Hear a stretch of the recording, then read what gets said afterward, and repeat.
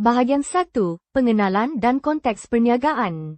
Selamat datang semua. Dalam sesi ini, kita akan melihat analisis BMC Nailova dan memahami bagaimana sebuah jenama fashion sopan dari Malaysia membina kedudukan yang kuat dalam pasaran gaya hidup yang sangat kompetitif. Nailova sering dikaitkan dengan usahawan selebriti, Nailova.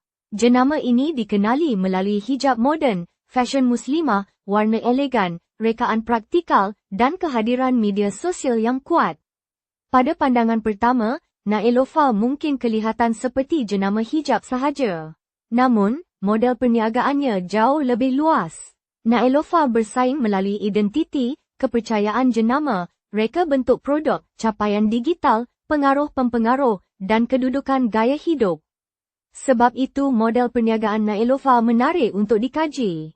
Ia menunjukkan bagaimana jenama fashion boleh bergerak daripada menjual produk kepada membina komuniti pelanggan. Pasaran fashion muslimah juga bergerak dengan pantas. Pelanggan mahukan pakaian sopan, tetapi mereka juga mahukan gaya, keselesaan, kemudahan, dan ekspresi diri.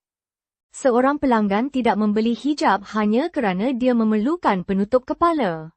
Dia mungkin membelinya kerana mahu berasa yakin di tempat kerja, kelihatan elegan ketika raya, berpakaian selesa ketika melancong, atau mengekspresikan gaya peribadi sambil kekal sopan. Nailova menjawab keperluan ini dengan menggabungkan reka bentuk produk, penceritaan media sosial, pembelian dalam talian, akses runcit, dan kempen bermusim.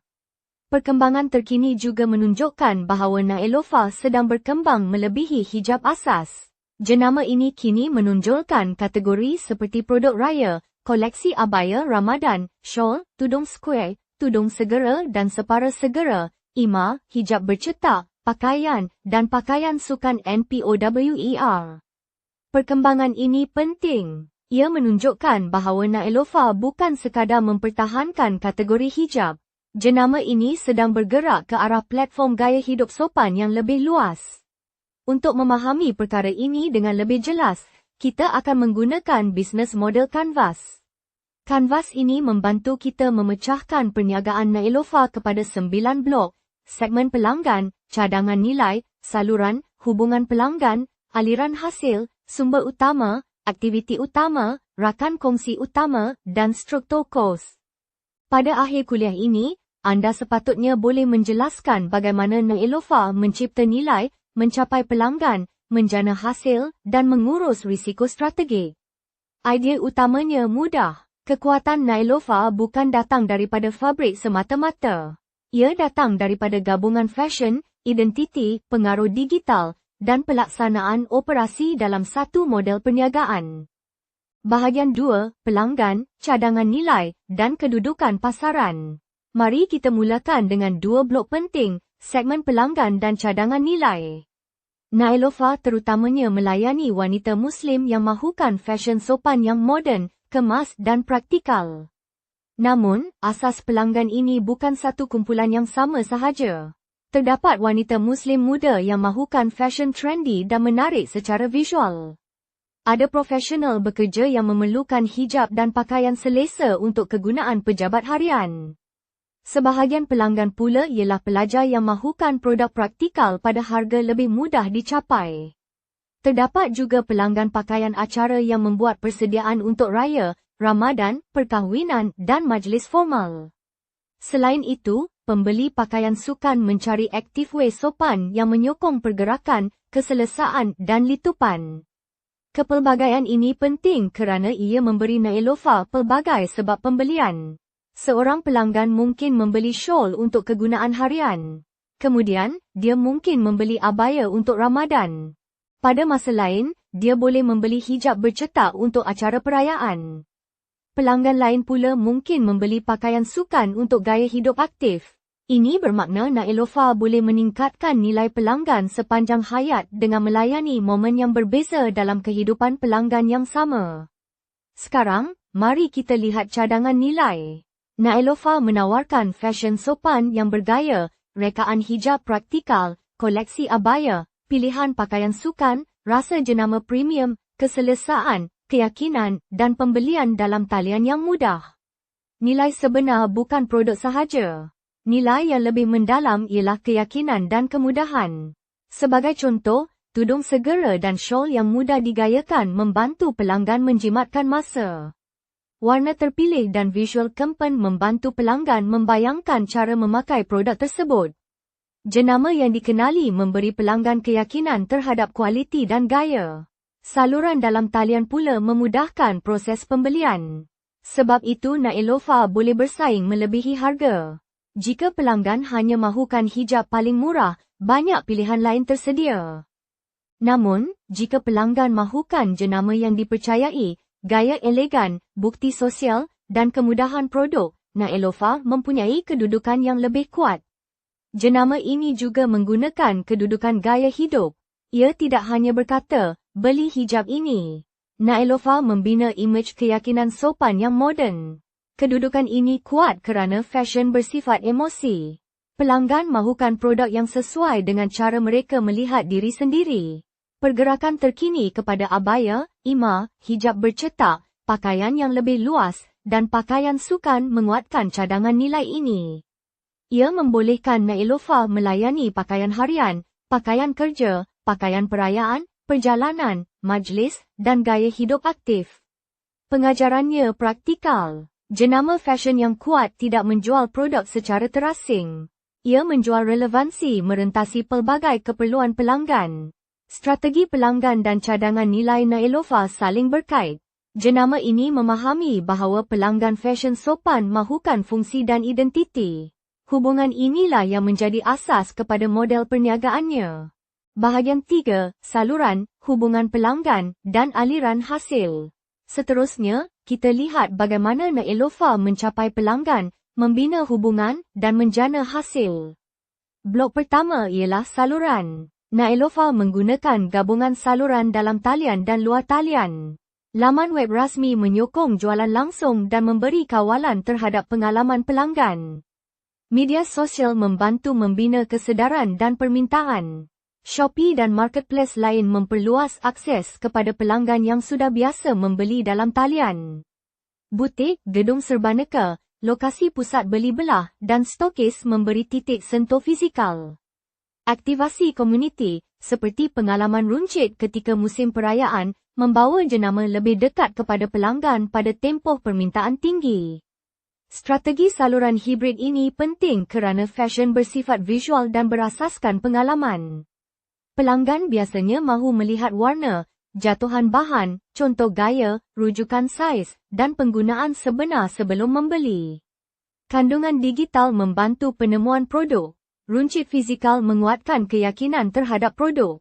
Marketplace pula menyokong kemudahan. Gabungan ini mengurangkan halangan pembelian. Blok kedua ialah hubungan pelanggan.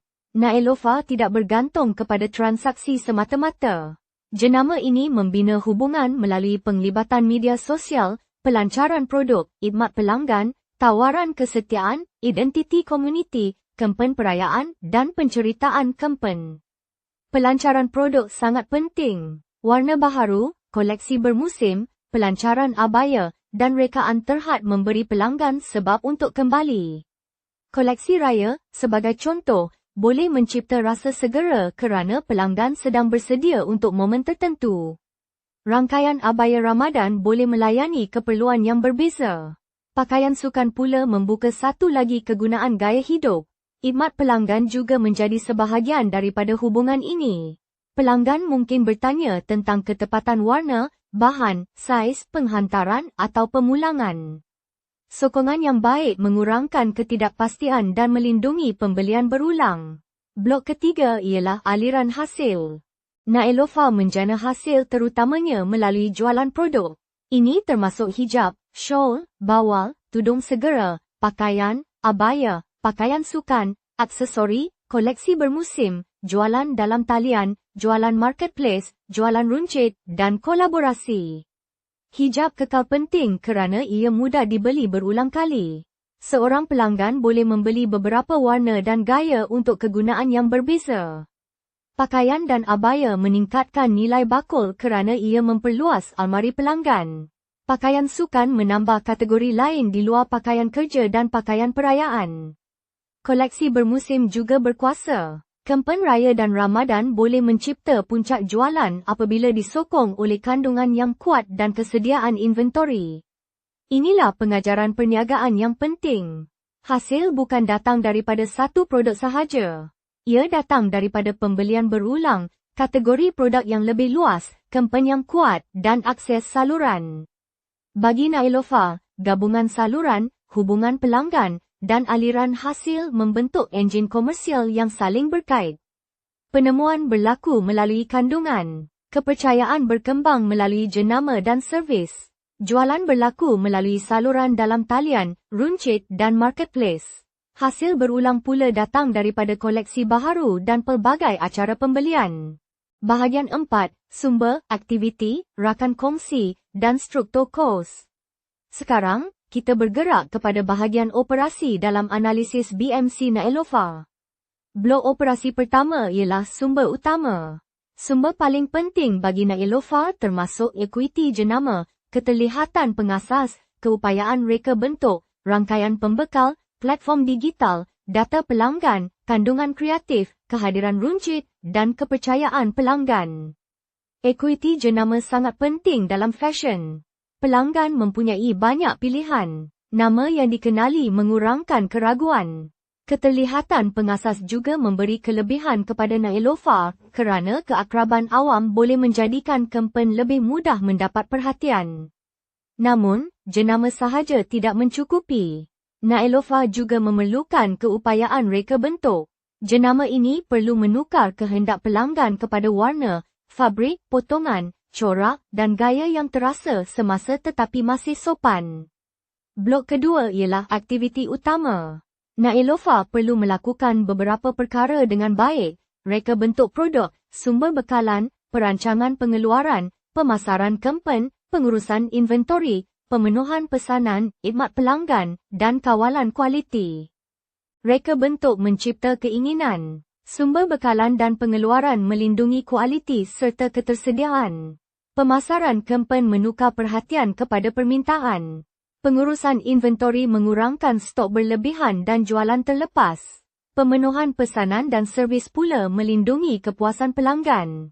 Perniagaan fashion sering gagal apabila kreativiti tidak disokong oleh operasi.